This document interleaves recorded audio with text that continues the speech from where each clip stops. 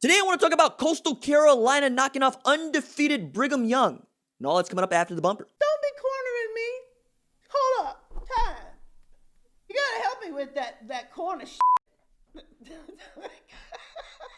What's up, kinfolk? It's RJ Young. I am not on a step mill. Consider hitting the like and subscribe button because I upload a video every single day. It's always college football related, sports related. We have a good time. Today, I want to talk about undefeated Coastal Carolina knocking off undefeated Brigham Young in what I think is the biggest game of this just awesome Saturday of college football. And also, while we're here, rank Coastal Carolina ahead of Georgia in the upcoming college football playoff rankings, you cowards.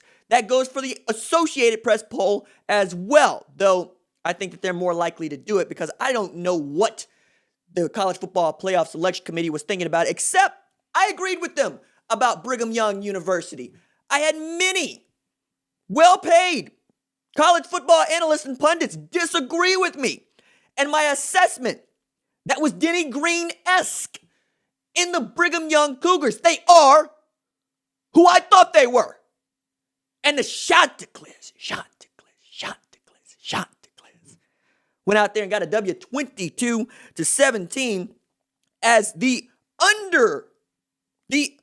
underdog going into this game. They were a 10-point dog going into this game. Grayson McCall finished 10 of 15 for 85 yards. BYU got beat by a quarterback that didn't pass for even 100 yards in the game.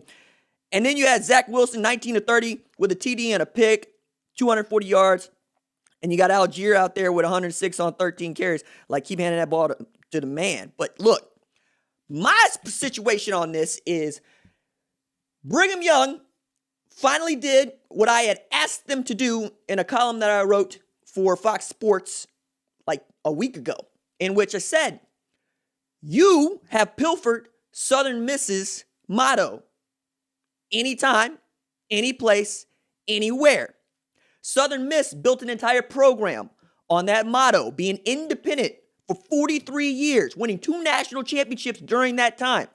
Brett Favre going to get that W against Florida State and Jacksonville. USM being able to get W's against Alabama, in Birmingham, against Mississippi State, in Jackson.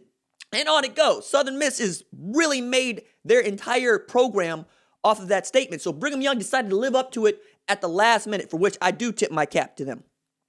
About 2 days before this game was played, they agreed to travel across the country to Conway, South Carolina, to take on the undefeated Chanticleers. Cockadoo! And then we got ourselves a ball game, in which case Brigham Young was looking for the respect denied them by the College Football Playoff Selection Committee and myself, in that many of you, along with the highly paid college football analysts, were saying they were underranked. They were underrated. And the Coastal Carolina said, give us that same gas. Because fear does not exist in Conway, South Carolina. Does it? No, said say. Hey, man, look, because I know who you are and you know who I am. You didn't think I was going to be able to make it that long into this video before I mentioned BYU beat Zach Wilson. Excuse me, let me go at that another way. Coastal Carolina beat Zach Wilson. And then Coastal Carolina beat Zach Wilson. You know what I'm saying? Like, it got nasty there in the middle of the game where you had two dudes that was quite literally beating up Zach Wilson. It got nasty there for a second, to which I'm asking, where are his homies? Like, where are your homies? Where are your 27-year-old seniors who are showing up to, stand by them, man? And, this Heisman candidate, y'all told me that he was supposed to be. Heisman candidate is supposed to be Coastal Carolina. All right?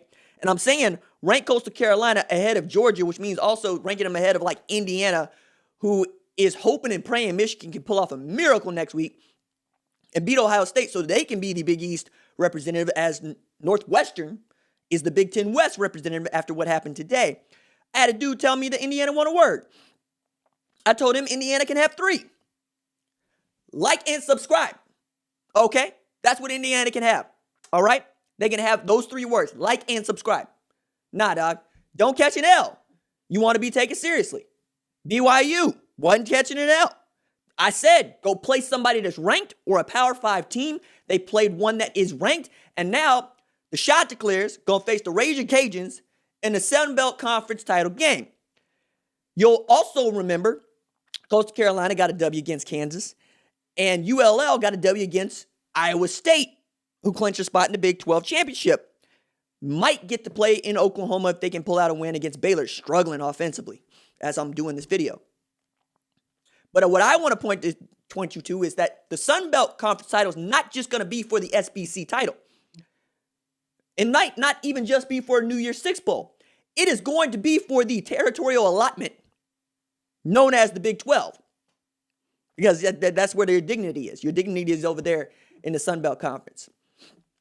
It's over there with Conway, South Carolina. Not Clemson, South Carolina. Conway, South Carolina. Though, Clemson, South Carolina is taking that from the Big 12 and Oklahoma in particular a lot, right? The state of Louisiana doing that to the Big 12 and Oklahoma in particular recently, right?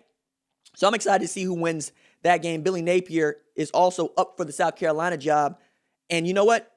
Maybe Jamie Chadwell should be too, right? Because what he's done with the Chanticleers this year has been awesome. And watching that spread option that they run has been a lot of fun. And you got the Mullets versus the Mormons culture going on in there. And you got Ryan McGee on the sideline for this reporting on short notice. He did an outstanding job. I really enjoyed it.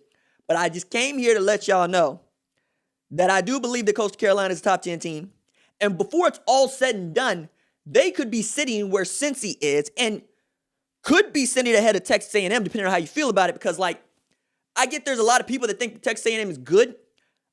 I don't think they're that good after the last 2 weeks. 20-7 against LSU, who's got a losing record. And you need a fourth quarter comeback to beat a 5-4 now Auburn football team where Bo Nix was not much better than Kellen Mond. Matter of fact, the comp is Kellen Mond for Bo Nix. That's not a good thing here for Texas A&M. I don't know that I want that team playing in a New Year's Six Bowl. Might not be able to stop it either, but that's where I'm coming down on this. So I want to pop in here, let everybody know what's really good, and direct your attention to 11 o'clock game night ESPN Radio. Jeff Dickerson and myself will be talking through college football, cancellation of Baylor Gonzaga, which was going to be a big college basketball game today due to COVID. Talk a little bit of NFL, do some interviews with the likes of Heather Dinich and others about this really cool day in college football. All right, that's it for me. Doses.